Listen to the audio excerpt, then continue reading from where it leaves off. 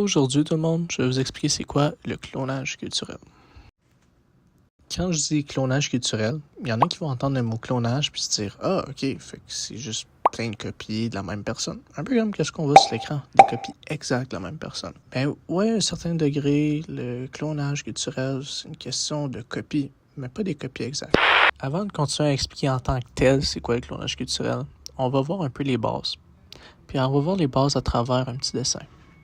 Ce petit dessin-là, on va le faire avec des crayons et des marqueurs sur le petit lapin de Pâques.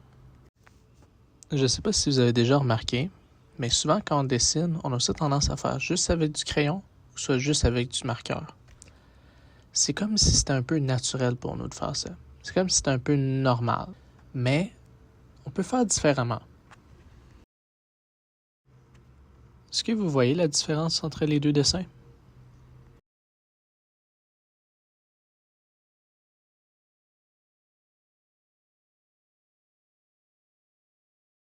Ouais, c'est ça, on a rajouté du marqueur par-dessus le crayon.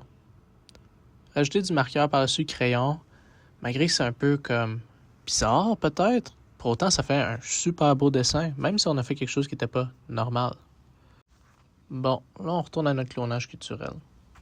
On prend une situation où il y a un patron qui cherche à embaucher une caissière. Puis il y a une caissière qui est vraiment bonne, elle a de l'expérience. Puis après, il y a une autre caissière qui elle a moins d'expérience. Mais elle veut vraiment être caissière quand même. Puis, suite à ça, on va essayer de comprendre qui que le patron va choisir et pourquoi il choisirait cette personne. Gardez les yeux grands ouverts parce qu'il y a une petite différence quand même entre les deux caissières. On va voir un extrait où on voit les deux caissières travailler. Puis, suite à ça, on va essayer de deviner quelle caissière qui va être choisie pour le travail.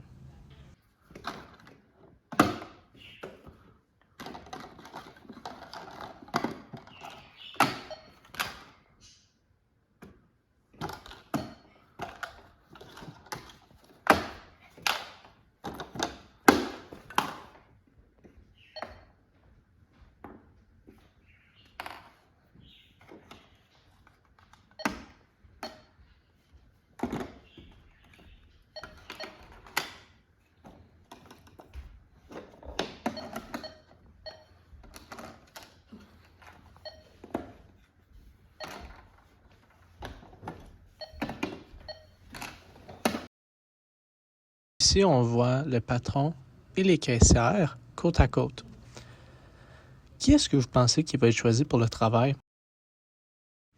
Ouais, c'est ça. C'est la caissière avec la couronne qui a été choisie. Mais pourquoi est-ce qu'elle a été choisie? Est-ce que quelqu'un est capable de m'expliquer?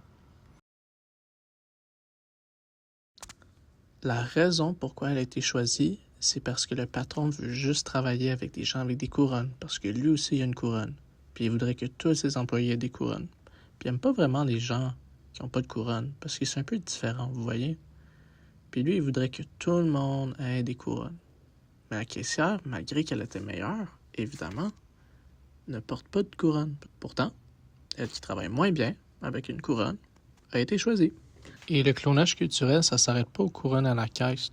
Ça existe tout le temps, par exemple, à la cour de récréation. Quand il y a quelqu'un qui veut pas jouer avec le reste parce qu'ils sont différents, peut-être parce qu'ils ont des cheveux longs ou qu'ils portent des vêtements différents.